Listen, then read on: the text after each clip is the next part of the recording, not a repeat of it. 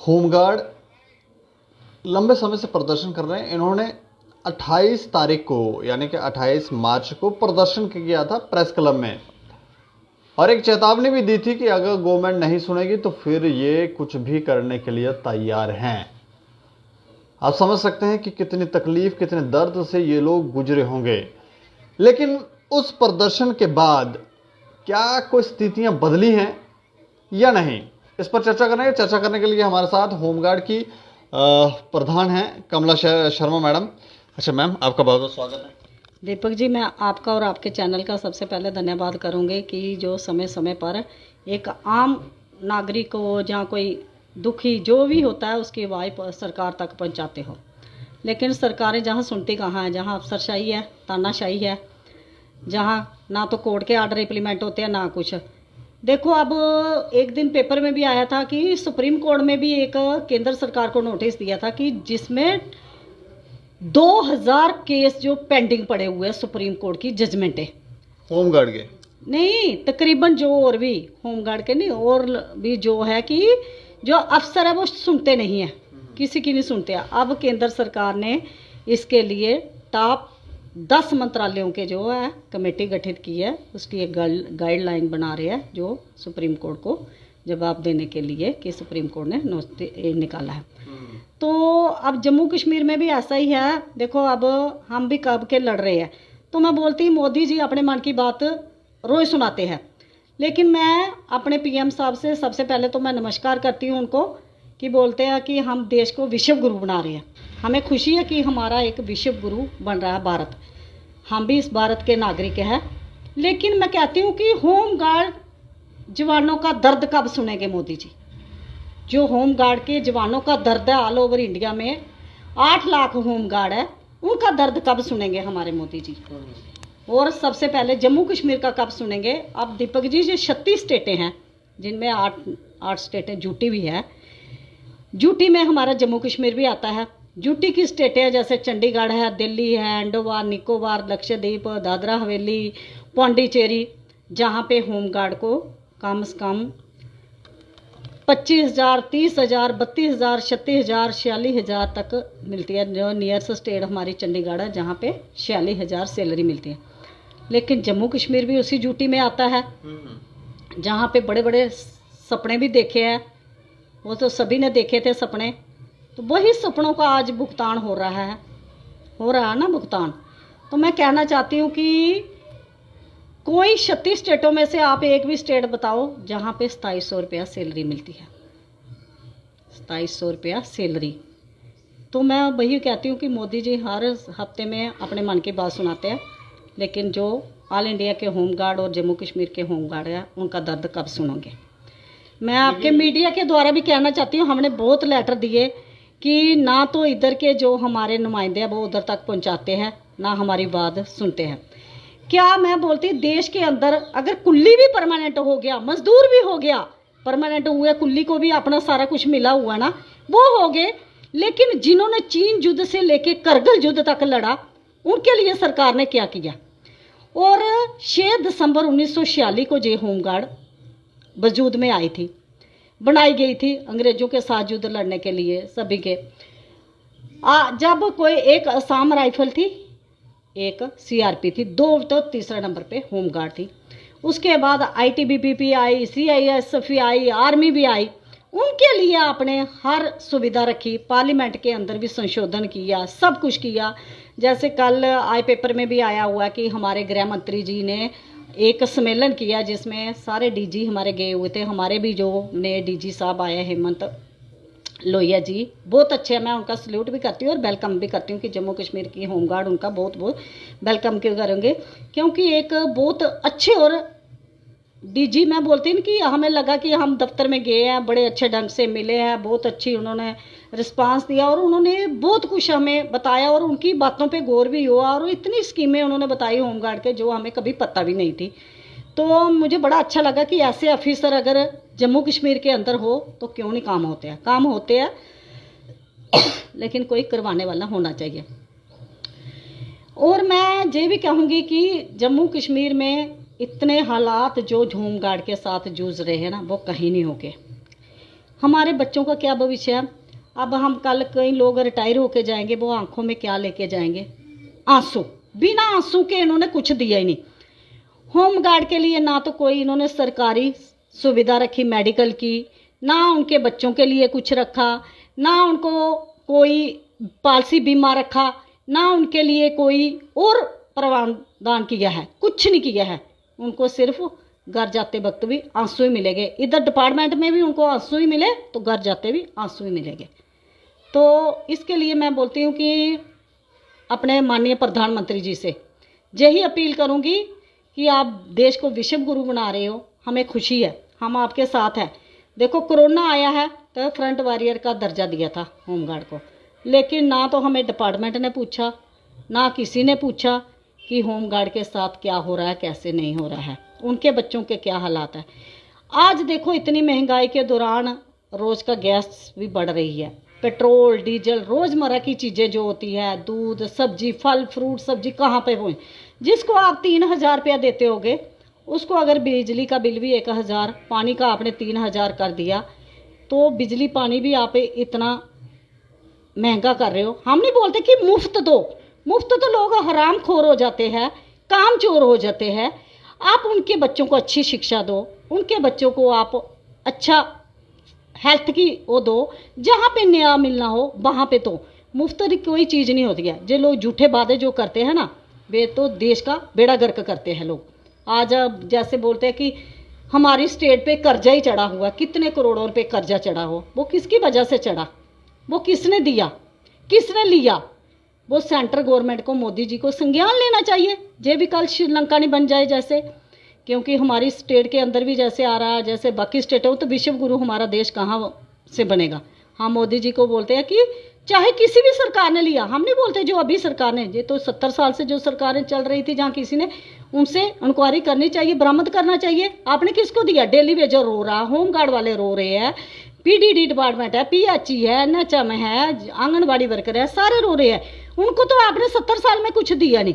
तो जो इतने करोड़ों का कर्जा चढ़ा वो किसकी तानाशाही में गया, वो किसके अकाउंट में आया, किसको दिया, किसकी इसकी इंक्वायरी चाहिए।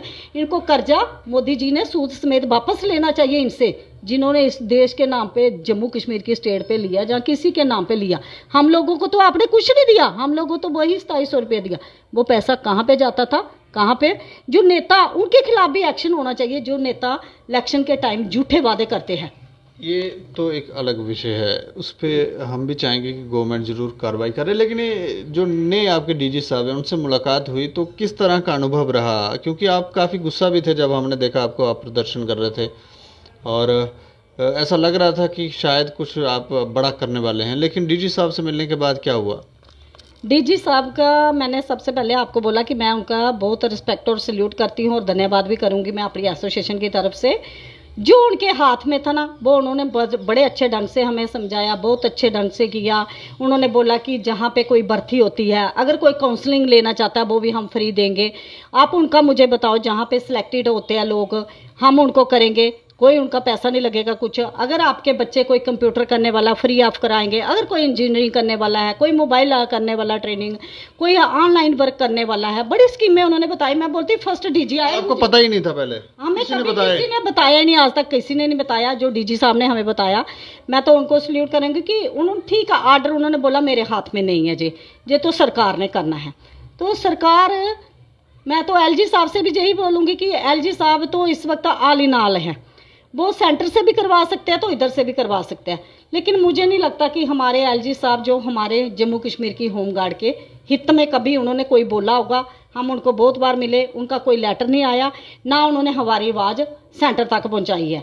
तो मैं कहती हूँ कि अगर मोदी जी ने उनको भेजा हुआ है तो आप काम हुआ या नहीं हुआ, लेकिन उधर तक हमारी आवाज़ तो पहुँचानी चाहिए सेंटर तक, कि जे लोग भी अगर ड्यूटी बनाया तो आप जैसे दिल्ली में मिलता है, पौंडीचेरी में मिलता है, जहाँ चंडीगढ़ में मिलता है, नियरेस्ट स्टेट हमारी चंडीगढ़ में है, तो चंडीगढ़ में अगर 46,000 मिल रहा है तो जम्मू कश्मीर में भी ड्यूटी में मिलना चाहिए होमगार्ड को।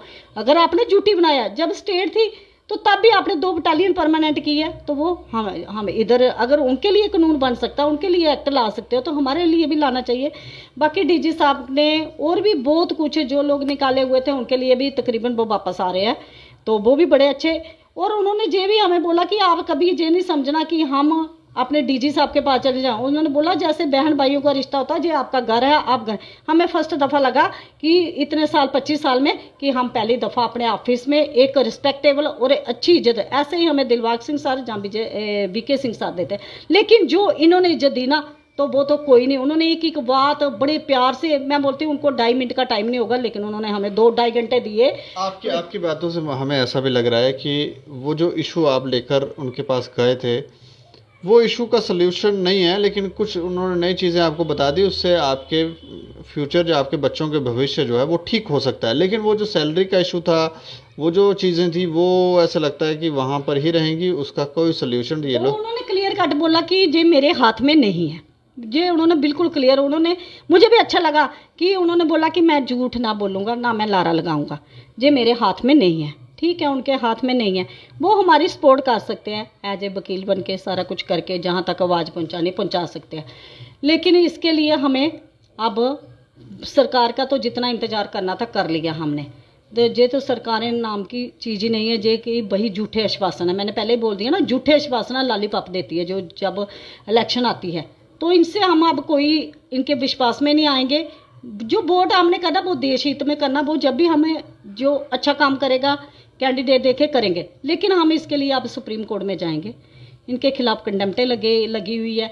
देखो जे ना हाई कोर्ट का सुनते हैं ना सुप्रीम कोर्ट का, और जो हमारे सेक्रेटरीट के अंदर ऑफिसर है ना जो इसको इम्प्लीमेंट नहीं करते, ऑफिसर ही इम्प्लीमेंट करेंगे। जैसे लॉ डिपार्टमेंट है, जैसे फाइनेंस डिपार्टमेंट है, जैसे होम डिपार्टमेंट है, इनको ही तो मिल बैठ के सारा सोल्यूशन निकालना होता है कि पैसा देना। हम ये भी नहीं बोल रहे कि आप सभी को करो, हम बोलते हैं आप सीनियरिटी टाइप बनाइए।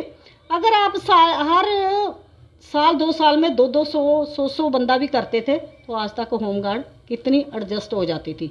मैंने पहले ही आपको बोल दिया दीपक जी कि हमारे लोग आंसू लेके ही पूरी उम्र जाएंगे, आंसू ही दिए इस डिपार्टमेंट ने, और घर भी जाएंगे आंसू लेके ही जाएंगे 60 साल के बाद, देश की सेवा करने के बाद।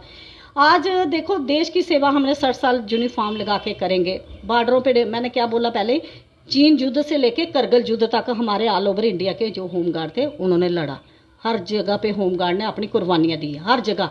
लेकिन इनका पार्लियामेंट में जहाँ पे भी इनका संशोधन किसी ने नहीं किया। मैं वही बोल रही हूँ कि मोदी जी कब होमगार्ड के दर्द को सुनेंगे, होमगार्ड के दर्द को कब सुनेंगे, और जो 2014 में उन्होंने वादा किया था वो वादा कब पूरा करेंगे। नहीं तो अब आपका अगला क्या स्टेप है? कोई प्रदर्शन दोबारा करेंगे कि अब आप शांत हैं? उसके टाइम आएगा तो प्रदर्शन भी करेंगे, सरकार की अर्थी निकालना पड़ेगी वो भी निकालेंगे हम। अब डरने वाले नहीं हैं, अब वही रह गया हमारे पास सोल्यूशन कि लोग इतने तंग आ चुके हैं कि सुसाइड करने पे मजबूर हो गए, कि मरने पे गवर्नमेंट ने इनको मजबूर कर दिया। आज आप सुबह सब्जी लेने ही जाओ, कोई सब्जी 100 से नीचे है ही नहीं है, कोई सब्जी 100 से नीचे नहीं। जिसको आप देते ही 3000 हो गए तो वो कहाँ से दूध दही सब्जी बिजली का बिल और कहाँ से भरेगा। तो यही चीज़ें हम नहीं बोल रहे कि आप फ्री में दो, मुफ्त में दे, आप हमें काम दो, काम दो, हम काम करने के लिए रेडी है, आप उसके बदले पैसा दो। हम तो अपनी, मैंने बोला ना, कुल्लियों को मजदूरों को अगर कर सकते हो तो जो होम गार्ड है जिन्होंने 60 साल देश की सेवा की, हर ट्रेनिंग की, हर चीज़ उन्होंने की, कभी की आपको आपदा आती है वहाँ पे। कल आज मैंने पेपर में ही पढ़ा अभी न्यूज़, अमित शाह जी का भी आया था, हमारे होम मिनिस्टर, इनको आपदा के टाइम आपको ये याद आया कि आपदा कहीं भी आती है तो इनको लगाओ। ये नहीं आपको याद आया कि इनका कैरियर के बारे में भी सोचिए कि इनको भी कोई चाहिए कि इनको पैसे बढ़ाइए, जहाँ इनकी सैलरी बढ़ाइए, इनको एडजस्ट करिए, इनको बेचारों को और क्या चाहिए। ये थोड़ा मांग रहे हैं कि जैसे आप मंत्री को 2 लाख रुपया देते हो तो होमगार्ड को भी 2 लाख रुपया महीने की सैलरी दो। कम से कम आप उनको 30,000 ही दे दो। हम बोलते हैं लास्ट 30,000 ही, अगर पुलिस के बराबर जो ड्यूटी कर रहे हैं, पुलिस वाला हमारे साथ ड्यूटी कर रहा है, अगर आप उसको 3,000 रोज़ का दे रहे हो, इनको 1,000 ही रोज़ का दे दो, 1,000 ही दे दो, कि हम भी सोचेंगे कि हमारा भारतवर्ष जो है एक विश्व गुरु बना है, हमारे माननीय प्रधानमंत्री जी ने हमारे लिए कुछ किया है। ये नहीं करेंगे तो ये जो अंदर से हमारी कार्रवाई चल रही ना 8 लाख होमगार्ड, तो ये आने वाले टाइम में दीपक जी ये जरूर दिखाएंगे। ये मेरी बात आप लिख के रखना, हम रहे या नहीं रहे लेकिन जे बहुत जल्दी बदलाव आएगा। जे नहीं सोचे कि जे लोग हमारे लोग पढ़े लिखे हैं एमपी भी बन सकते हैं। अगर अंगूठा छाप एमपी बन सकता है, पार्लियामेंट के अंदर जा सकता है, सिर्फ उधर बहस भी नहीं कर सकता, कुछ भी नहीं, आप वो बन सकता। Home guard all India over में एडवोकेट लोग बने हुए हैं, सब कुछ जो पढ़ रहे हैं वो पढ़े लिखे हैं, वो अपना कानून खुद जानते हैं। हम उनको एमपी उतारेंगे इलेक्शन में, एमपी भी उतारेंगे, इलेक्शन लड़ेंगे और अपना कानून के लिए पार्लियामेंट के अंदर जाएंगे और अपने हक की लड़ाई भी लड़ेंगे, कानून चेंज भी करेंगे, कानून बनाएंगे भी। जे अब वो वाली होम गार्ड नहीं रही जो सतियों वाली होम गार्ड आप बोलते ना, होम गार्ड। तो जे अगर कुल्ली को इंसाफ मिल सकता है, मजदूर को इंसाफ मिल सकता है, तो होम गार्ड को क्यों नहीं मिल सकता जिन्होंने बेल्ट बांध दिया। एक ही यूनिफॉर्म पुलिस की, एक ही इनकी, उनकी ट्रेनिंग भी वही, हमारी भी, उनकी ड्यूटी भी वही, हमारी ड्यूटी भी।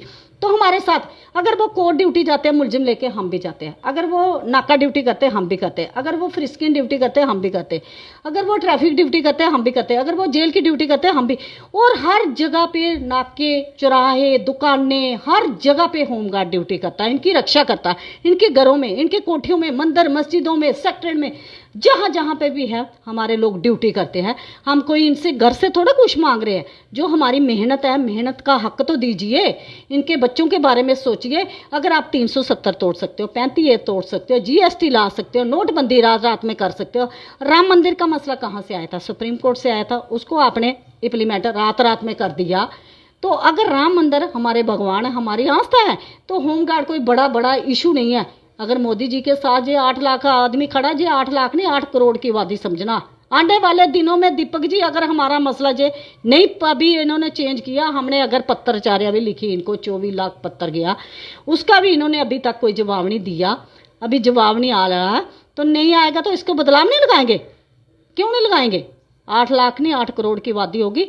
जो लोग अपने एमपी भी उतारेंगे और इनके खिलाफ लड़ेंगे और पूरे लोगों को गाइड करेंगे कि ये कैसे है कैसे नहीं है। होमगार्ड को हमने जे गोरे अंग्रेजों को ने जो अत्याचार किए थे, अब काले अंग्रेज भी करे, इनके चुंगल से छुड़ाना है, बचाना है, अपना हक लेना है, वंदे मातरम कहना है, भारत माता की जय कहना है, आज़ाद हिंदुस्तान में है तो हक भी लेना है इनसे ही। इनको वोट दिए, देश का राजा होता है प्रधानमंत्री, इनसे ही हमने मांगना है। इनको हमने बनाया हुआ है, देश का जो घर का बाप ही मुखिया होता है तो बच्चे उससे मांगते हैं। तो अब हमने देश से मांगना तो किससे मांगना है? हमारे माननीय प्रधानमंत्री देश के राजा है, तो प्रजा किससे मांगती है? प्रजा उनसे। हम नहीं बोलते किसी को मुफ्त आप कुछ दो, राशन दो, जे दो, हम कुछ नहीं। हम काम मांगते हैं। हम काम चोर नहीं है, हम हराम खोर नहीं है। हम काम करके मेहनत करके खाने वाले हैं। तो हमारे होमगार्ड वाले मेहनत करने वाले हैं, ड्यूटियां करने वाले हैं। हर जवान फिटनेस है, हर बहनें हमारी फिटनेस है। और मोदी जी को मैं आपके मीडिया से ये भी संदेश दूंगी, अगर सर आप नहीं कर सकते, आप एक बार बोलिए कि नहीं कर सकते। ये मेरा काम है, ऑल ओवर इंडिया की जितनी होमगार्ड की बहनें जो आपकी कोठी पे धरना भी देंगी, आएंगी। और बहुत जल्दी ये होने वाला है कि आप होमगार्ड की अपने मन की बात सुनाते हैं। हमारे मन की बात कब सुनेंगे? आपके जो उधर स्टाफ के अंदर प्राइवेट सेक्रेटरी बैठे होते हैं, जहाँ कोई बैठे, हमारा लेटर शायद वो आपको नहीं पहुँचाते हैं, नहीं आपके साथ मुलाकात करवाते हैं। लेकिन जे आपकी आप बोलते हैं देश की बेटी है जो हमारा अभिमान है, देश की बेटी हमारा एक महान है, देश की बेटी हमारे लिए सर्वोपरि है। तो देश की बेटियों को आप इतना रुला रहे हो, देश की बेटियां रो रही है यूनिफॉर्म के अंदर, उनके आंसू नहीं आपसे देखे जाते हैं, उनके आंसू नहीं देखे जाते हैं। अगर एक छोटी सी बच्ची पढ़ाई के बारे में आपको उसके आंसू दिखे, जो एक बेटी माँ भी है, बहन भी है, बेटी भी है, उसके कितने रूप है, आप उन बेटियों को नहीं देख सकते हो जिन बेटियों ने हमने छाना बिछाना मोदी जी के साथ है, चाहे कुछ भी होता है। हम पहले बोलते हैं सबसे परोपकार सर्वोपरि हमारा देश है, हम देश हित के लिए साथ खड़े हैं। हम जे नहीं किसी के बहकावे में आएंगे, किसी के नहीं। अपना राइट्स, अपना हक लेना हमारा फंडामेंटल राइट्स है। जे कि आप किसी को मना नहीं कर सकते कि आप बोल नहीं सकते हो, या आप अपना हक नहीं ले सकते। अपने ऐसी सरकारें तो देती नहीं, चुप करके घर में बैठ के तो कोई देता नहीं, हमें चिल्लाना पड़ता है, आपके तक आवाज़ पहुंचाना पड़ती है। क्योंकि आपने जो इतने नुमाइंदे हमारे 25 जिताए हुए थे, उन्होंने तो 8 साल में हमारी आवाज़ पहुंचाई नहीं। जो हमारे एमपी गए हुए, उनके कान में आपने पता नहीं कौन सा रूं ढूसा हुआ है, वो आज तक हमारी आवाज़ पार्लियामेंट के अंदर नहीं बोल सके। जिनके लिए हमने किया, हम सोच समझ के वोट देंगे। हम किसी पार्टी के साथ नहीं, हम बोलते कैंडिडेट कौन होगा, कैसा होगा, होमगार्ड की आवाज़ कौन उठाएगा, होमगार्ड का मसला कौन हल करेगा? हम उसको वोट देंगे। हम ना मुफ्त में कुछ मांगने वाले हैं, ना मुफ्त में लेने वाले हैं। मैंने पहले ही बोल दिया, हम काम करके मेहनत अपनी मांग रहे हैं, हम अपना हक मांग रहे हैं। हम काम चोर नहीं है, हम हरामखोर नहीं है। हम मेहनत करेंगे, अपना हक लेंगे, अपने बच्चों का पालन पोषण। और मोदी जी से यही हाथ जोड़ के, एक देश की बेटी, एक बहन, एक सब कुछ, मोदी जी ने 8 साल पहले जो हमारे साथ वादा किया था वो पूरा करिए, नहीं तो जे आप बहुत जल्दी देखेंगे देश की बेटियां होमगार्ड की आपके द्वार पर पहुंचने वाली है और बहुत जल्दी पहुंचेगी। जय हिंद, जय भारत। तो अब इन लोगों ने मन बनाया है कि ये प्रधानमंत्री के आवास पर वहाँ जाकर धरना प्रदर्शन करेंगे, क्योंकि यहाँ तो कोई सुनवाई ही नहीं हो रही है। डायरेक्शंस बताई जाती हैं, वो डायरेक्शन जो हैं, वो जो ये मांग कर रहे हैं वो डायरेक्शन कोई नहीं दे रहा। शायद इनका इशू जो है उसे सॉल्व करना ही नहीं चाहते हैं, या हो नहीं सकता है, कुछ समस्या होगी जिसकी वजह से ये लटकता ही जा रहा है और ये लोग जो हैं अंदर अंदर घुट रहे हैं। कुछ ना कुछ हमें लगता है कि इसके ऊपर फैसला जो है वो लेना चाहिए, और आप लोग भी इसके ऊपर राय रखें कि क्या ये सरकारें जो फैसले ले रही हैं क्या वो सही हैं या नहीं। और देखते रहें दैनिक समाचार। मुझे और मेरे सहयोगी दीपक शर्मा को दें इजाज़त। नमस्कार।